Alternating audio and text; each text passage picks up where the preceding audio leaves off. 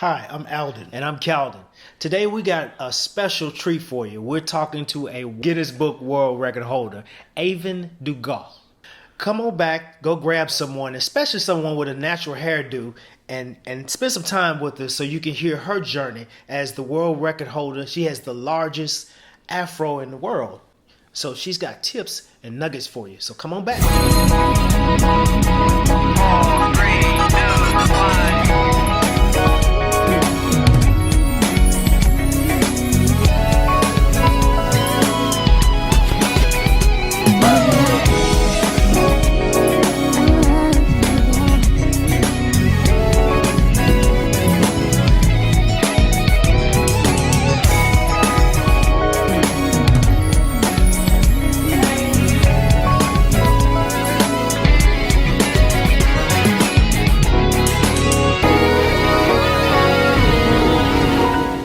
Hey, good evening, Miss Dugas. Right. Aevin, how you doing? Oh, okay. How y'all doing? Outstanding. Well, do me a huge favor. I think I know how to pronounce it right. Aevin Dugas. Aevin, Aevin Dugas, the S is silent. Okay, that's what I thought.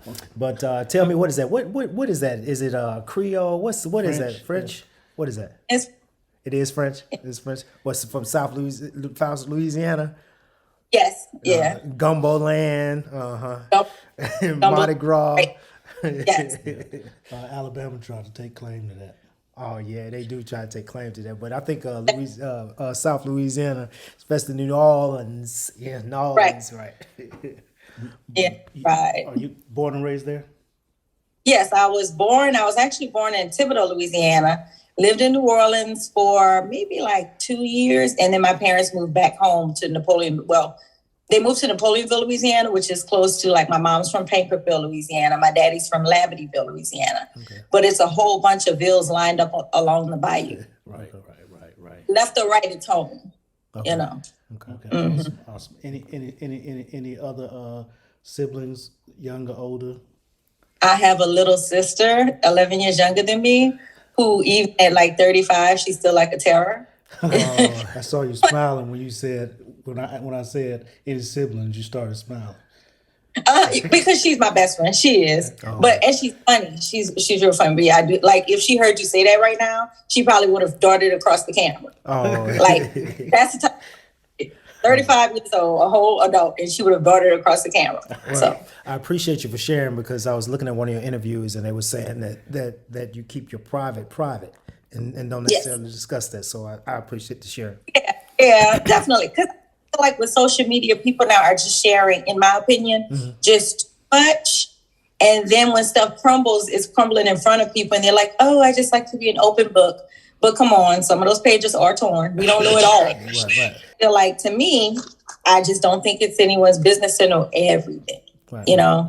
Right. So yeah, that's private. Okay. Well, let me jump into why we got you on. Okay. So I got to share with everybody, and I'm gonna say 2011, but officially it's 2012, because the record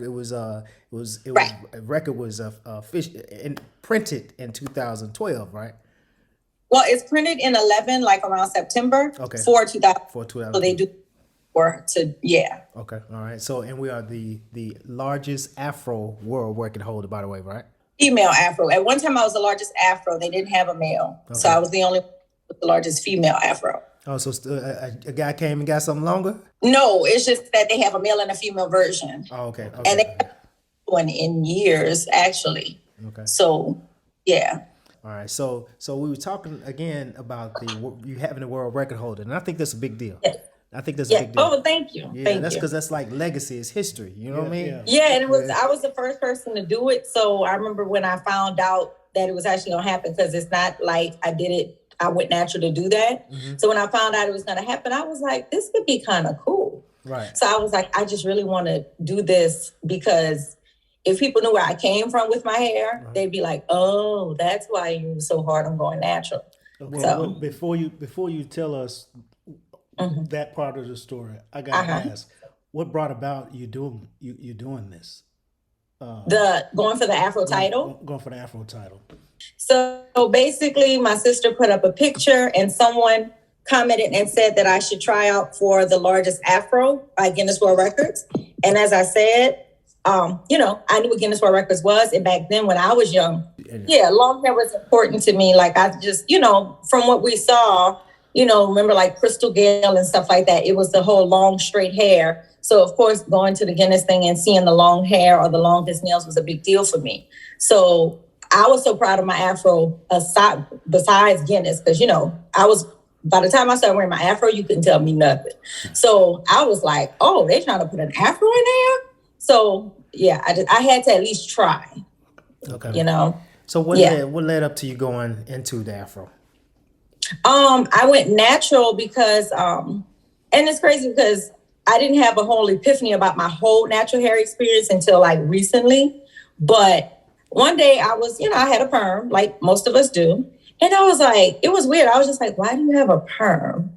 It's permanent. Like, why are you doing it permanently? You can always press your hair if you want to. And back then when I went natural, it was still like, well, at least for me, I knew pressing combs and stuff. So I'm like, grandma can press your hair if you want it straight. Like, you don't have to wear it straight all the time.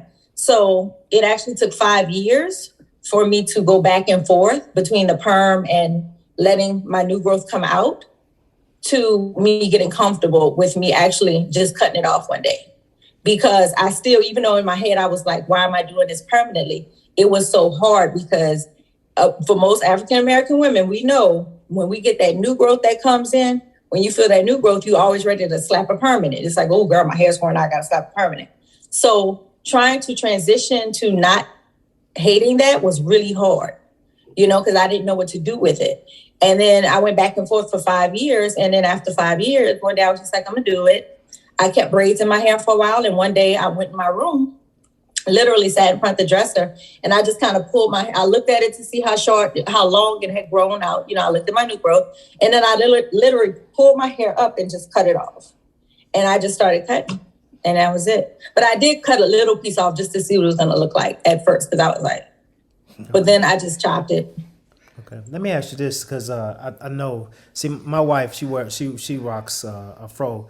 I say like 3 or 4 days a week, but sometimes she does get it pressed because I like it straight. Yeah. I like the straight look, and it goes down like this, almost the center part of her back when she does it. She likes to rock the fro, but of course I leave it her choice. Whatever she chooses is her choice. Yes. But you know, we each have a personal preference. But some of her concerns is when you speak of the new growth, when she doesn't particularly care for pressing it, and then because she says she sweat it out, and so she gets, and then it kinks up, right, especially around here, and so she gets frustrated with. So you said, do you have something you do for that? No, actually, because I'm gonna blow my hair out when I finish this interview. So, and honestly, I'll tie a headscarf on it at night. And I have gotten to the point where if I wear my ponytail, my hair is the same thing. Like, it's down all the way to my butt. And it's like, if y'all see the front of my head and I have the sugarcane rolls, because that's what I call it, looks like sugarcane rolls on my head, and I got a bone straight ponytail in the back, that's just what y'all gonna get. Because if we put too much heat in our hair, it can damage our curls. Okay. So I just brush it really well, put maybe a little bit of gel, and tie a headscarf down. And people just have to deal with the kinks in the front because, you know, I don't want to kill my curls.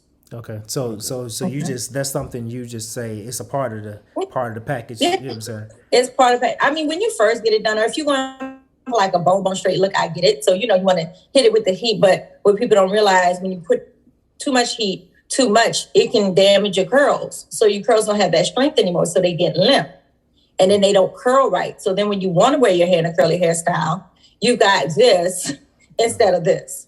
Okay, so we have to be careful with that. So what did you do to yours? Because she does like some kind of twist to it, like almost like I did, and then takes it down. Yeah, this is just some flat twists, and I hadn't done flat twists in years, and I actually need to practice my technique. But I did flat twist last night with some mousse, and it was awesome. I'm gonna definitely be doing this again. What's the difference in just a twist and a flat twist? What's that? Flat twists almost look like cornrows on your head, where it's a twist, but it's twisted to your scalp like this. Okay. Whereas a twist, you just take your hair and twist it so it's loose. So the flat twist lay flat on your head, like cornrows. Okay. Okay. Okay. Mm-hmm. Okay. Just a second ago, you talked about an epiphany recently. So, What's that about? what was the epiphany?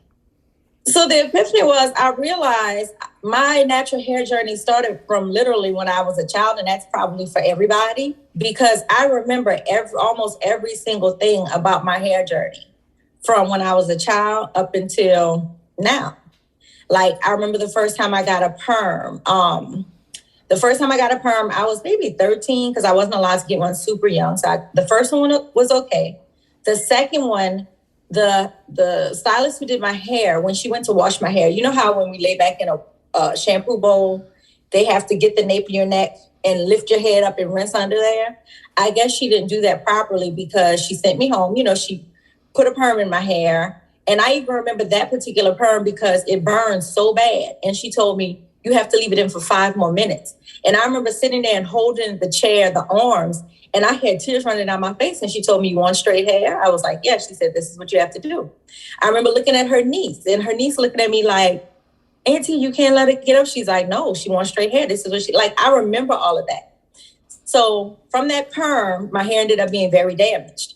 When she went to wash it, she did not wash it all out. So she left perm in the back of my hair. Anybody who knows what relaxes, you know, it has lye and everything else under the sun. You have to wash that out. There is no sleeping with it. If you watch Good Hair, the movie, you will see how the perm ate through a Coke can. So imagine this stuff sitting on my scalp overnight. So the next morning I wake up and I remember taking my rollers down because I was all excited because I was like, oh, I can't wait to see how it looks. Because she sent me home with the rollers because I'm from the country. So, you know, they'll send you home with the rollers. You just bring them back. So I remember taking my hair down. I remember how my hair was like all the way to my waist. I remember all these things. But I kept telling my grandma, I'm like, the back of my hair itches. It keeps itching and it was wet. And so my grandma looked at it and she said, I'm gonna bring you back to the hairstylist. Well, when she brought me back, she told the lady, she was like, something's wrong with the back of her head. Look at the back of her head. So I remember the lady looking and she was like, oh, I didn't rinse out the back. Come on, I'm gonna rinse you out and shampoo you again and reset your hair. And as a child, I'm thinking, you did what? Like, what you mean? You know, but I remember all of these things. From that, my hair broke out from down to my butt up to my ear because my scalp was damaged. Yeah. So just like a plant with soil, if the soil is damaged and you got a plant growing, if the soil is garbage, the plant's going to die. So my hair was done. So it broke out my hair. I still wanted a perm. And my mom was like, well, maybe you should stop getting perms. I was like, no, I don't want to stop getting perms because to me, and for most of us, we always think straight hair made us beautiful, you know? So I got her to send me to another stylist a while later. I saw this lady in the mall and I was like, Mama, she does black hair. I saw her, she can do it. Because, you know, I'm a child, I didn't know. So my mama brings me to this lady. She put a regular perm in my hair. I have fine hair, which means my strands, each strand is very, very, very thin. So I don't need a regular, I actually need a light. She put that in my hair. It burned really bad, but it wasn't like the second one. Now, by then, this is my third perm, right? It was so bad the next day when I woke up from that perm. Now, this is like months later. It was so bad when I woke up from that perm that my hair was stuck to my head like a helmet. My whole head was a scab.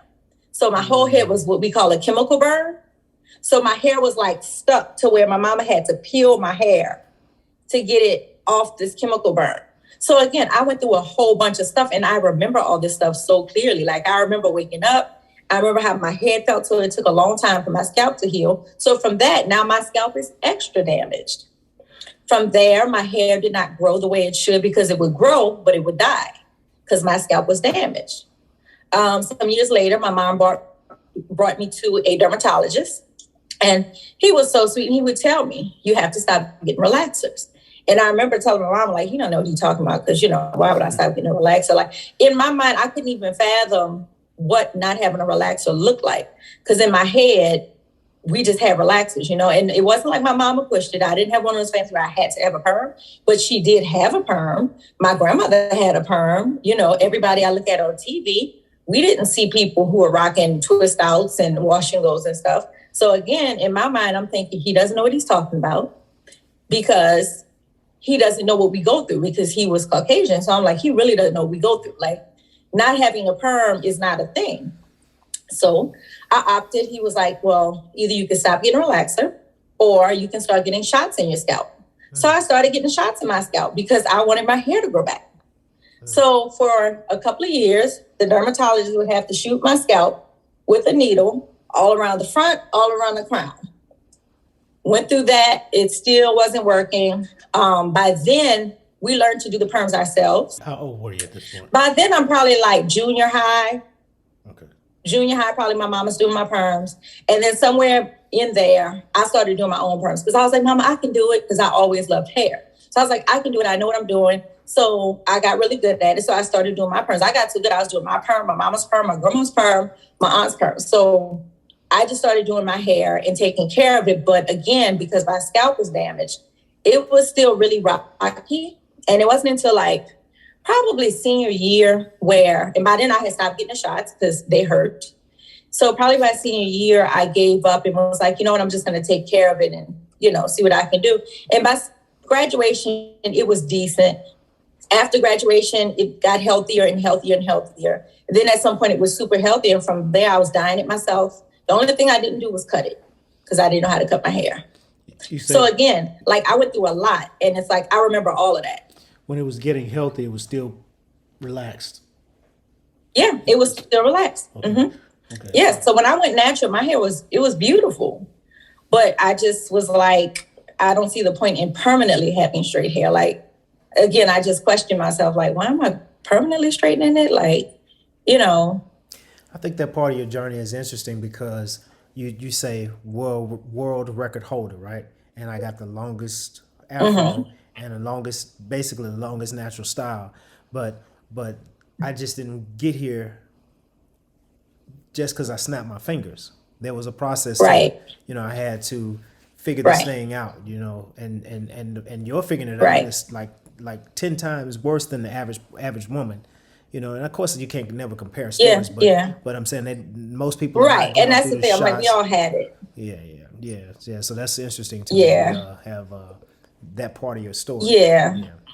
And I just realized, like, you've been going through stuff with your hair for a long time.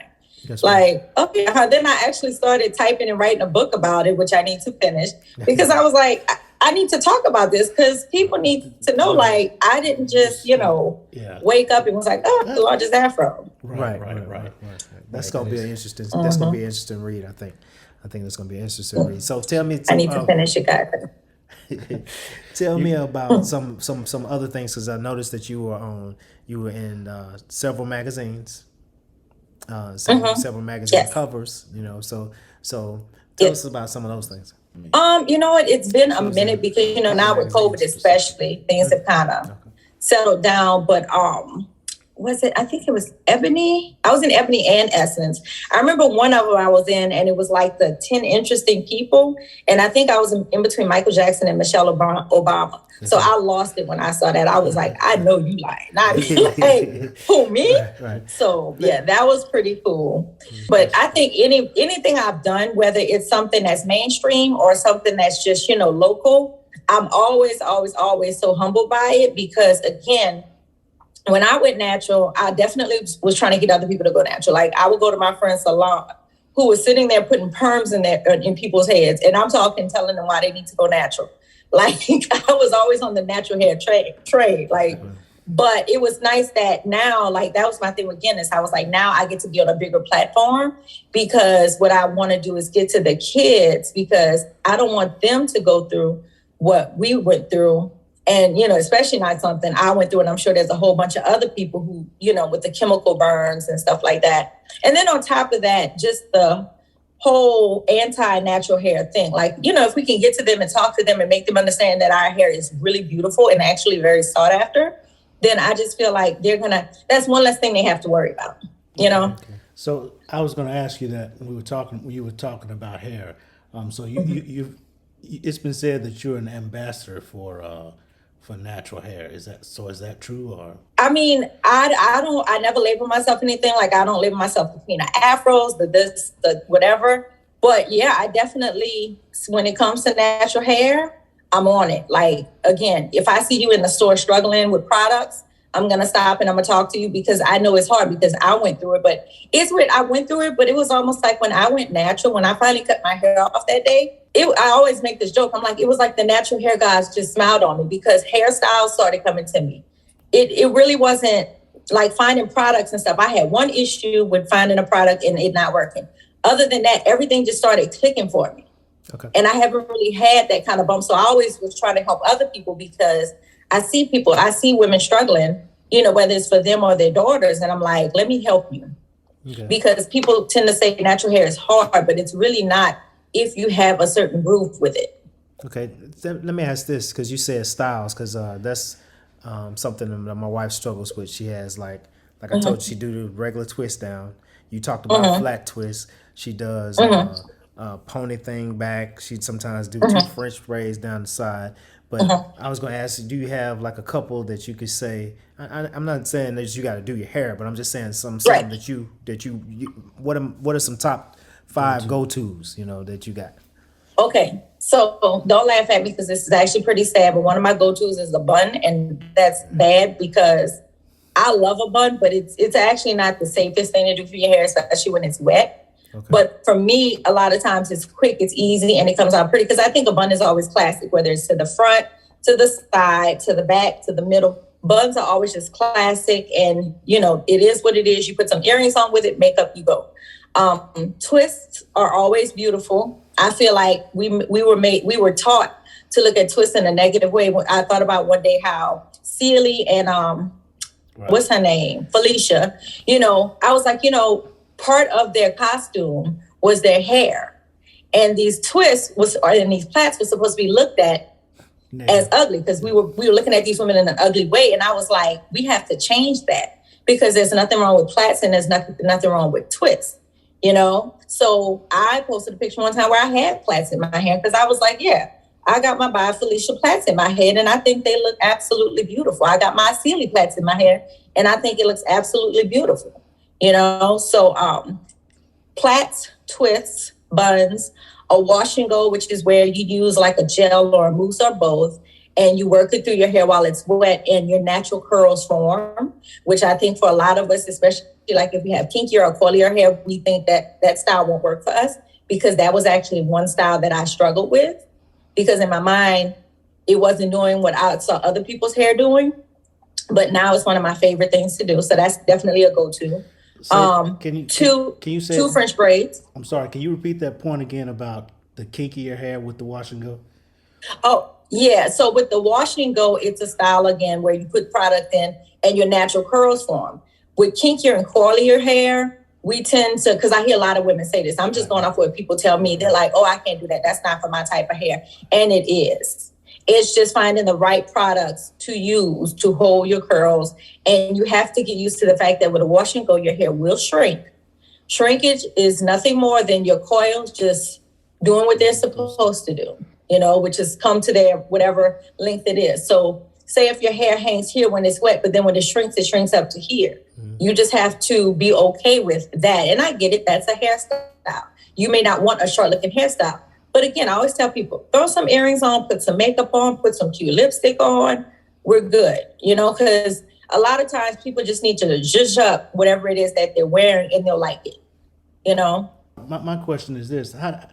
The confidence for women with the kinkier hair or natural to really relax, especially professional women. What advice do you give for that? What was the last part? What advice do you give for that in terms of have confidence? What advice I have? Yeah, to be comfortable, and especially in a professional setting, you know. Our hair is mesmerizing. So yes, people are going to stare at it because it's magical. Our hair can go from straight to rising up to the sun to, you know, hanging here depending on if you put twists and do it another way. So they're going to stare. Just know that most of the time, if they have comments about it or they don't like it, a lot of times I feel like it's a jealousy thing because a lot of times people come back and say, I wish my hair did that. I wish my hair could do that. So honestly, at the end of the day, what you put in your hair doesn't make their hair look like anything. You have to own it. Again, if you don't like it, I get it. You may not like a short hairstyle because I have a big apple head. So I always said I don't think I would go bald, but it's not because I do. But it's not because I don't want to be bald with short hair. When I first cut my hair was only this tall. But it's just that I don't necessarily like how I look. It's kind of like getting a Halle Berry cut when you prefer your hair here. You know, everybody's not good. You know how people say, oh, she looks good with the Halle Berry cut, because some people can wear that. It's the same thing. So I get it. But there's so many things. You can tie a scarf around it. You can pin it. There's so many things you can do until at some point it grows out to the length you want. Because my hair was actually this tall, but I liked it because it was like a tapered cut when I cut it. So like that, I really liked it. I never did shorter than that because I didn't have to, you know, but just own your hair. Just know that our hair is magical. We are magical. And just do not let anybody else make you feel any type of way about that. There's so many other things that you can concern yourself with. I just don't think hair should be one of them, you know? I do have another question. How do you deal with the drying it?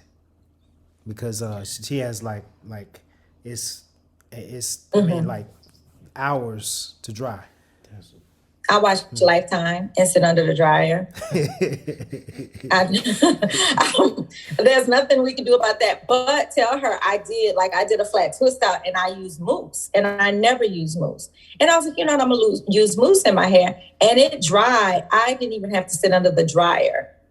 And I did my hair last night and it was dry today. Okay. So maybe tell her use a product that isn't as heavy. Or if you're going to use a gel or a butter, use a little less with some mousse for holding, because the mousse really does let that air get in. Because the thing is, you know, if you put like a thick gel on top of our hair, then our hair itself is thick. It's hard for the air to flow through it. Something like a mousse, you know, you put mousse on your hand and swipe it, it's going to dry almost immediately. If you put gel on your hand or butter and leave it there, it's just going to sit. So tell her just try a lighter product.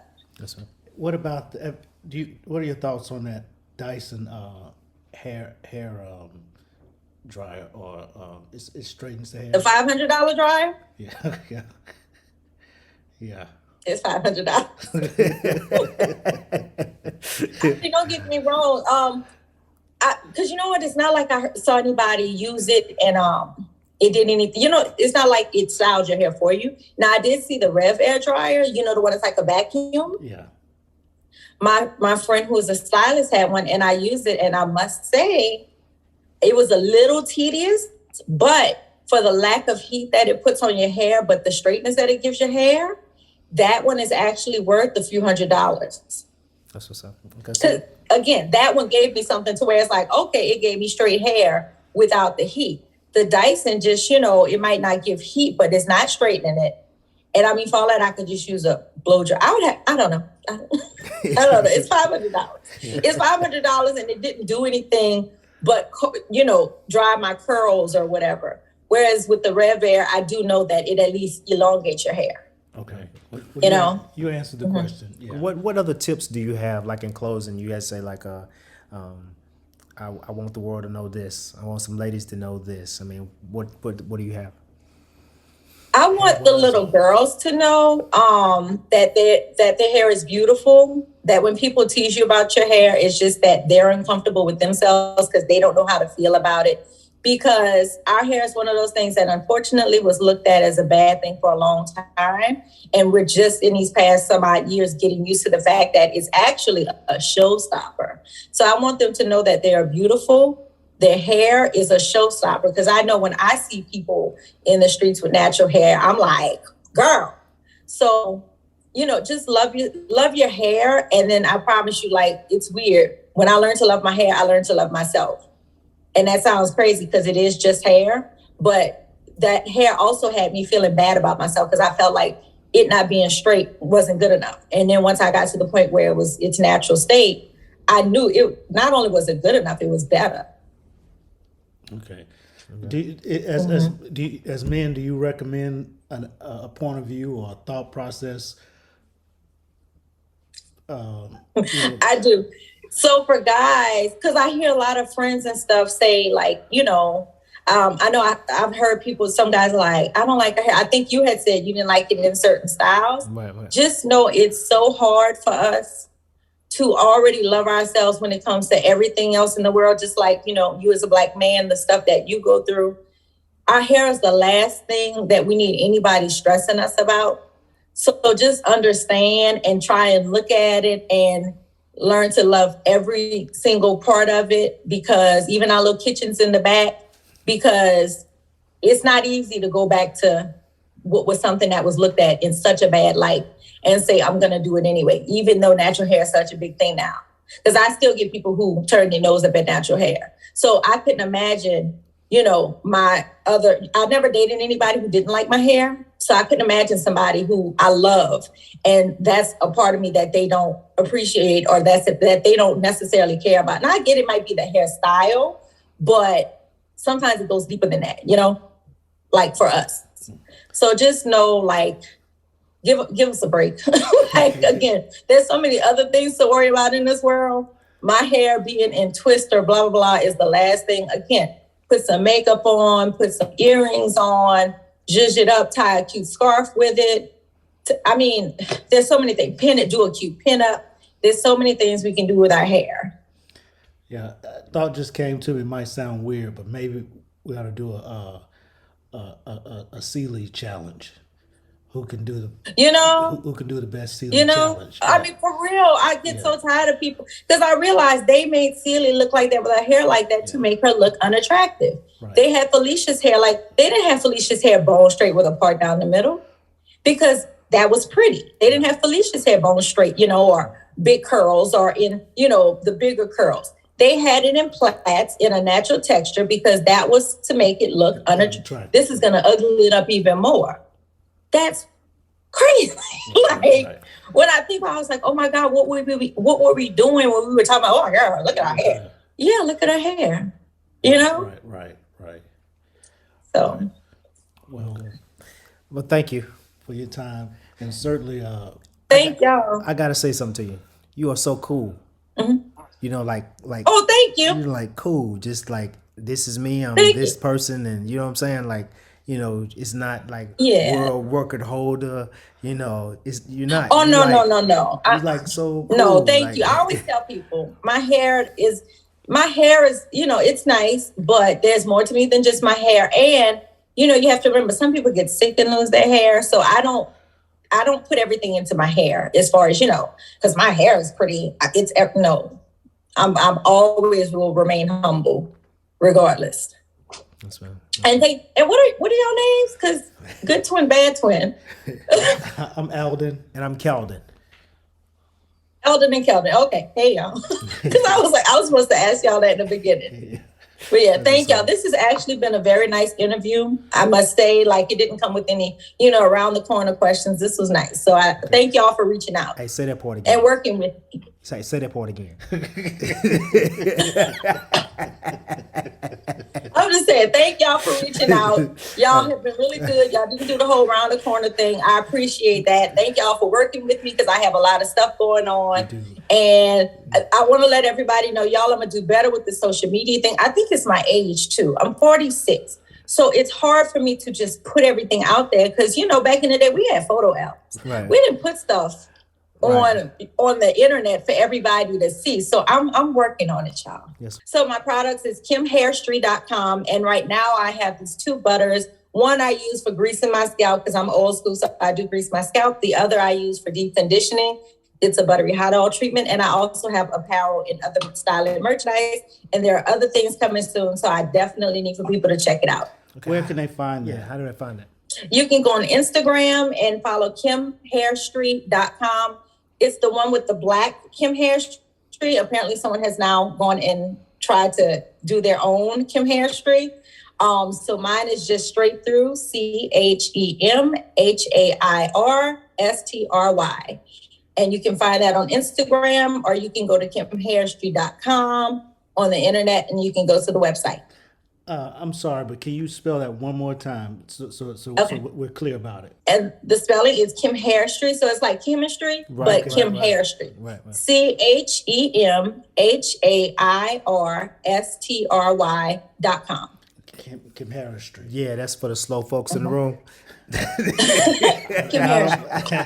Because my sister told me, she was like, you should call it chemistry. Because, chemistry. And I was like, what if I call it chemistry? Spell it chemistry. Right, yeah. Like with the hair in the middle, so yeah. And it's just 2 products? Was that 3? Right now it's 2. I'm actually working on one more. And then, of course, others will follow. But it's 2 hair products. And then there's apparel. And then there's styling tools and some other little fun stuff on there. Okay, you talked about mousse. That's why I wanted. And the mousse is not one of them. But now I'm going to definitely have to look into making my own because I love the results. There are a few things I would change about it. But, yeah. Okay. I love the mousse. Okay. Mm-hmm. When you do make the mousse, kind of, give us a shout out. Oh, yeah, definitely. And send some for your wife to use. So trust me. I got y'all. That's what's up. We certainly appreciate your time and the success. We hope you have much more. Are there any other projects you're working on, besides your book? Yes, I'm working on my book again. Just sitting around like, I don't know if people are gonna read, but it's really fun, y'all. It's one of those books where I'm trying to make it to where it's like I'm talking to you. So hopefully people will enjoy that. But the book, and there's actually some other stuff that I had I wanted to do years ago, and then I was kind of told, oh, you don't want to go in that direction. But now, since I'm not dealing with that anymore, I think I'm going to take it towards that direction. But I just don't want to talk about it right now. But if you follow me at Aevin Dugas on Instagram, then you can see everything that's going on. Okay. All right. Thank you, Aevin. Thank you again. Thank y'all so much. Okay. We hope your father gets better too. Thank you so much. All right. You have a good night. That's it. That's all. Thank you. Y'all too.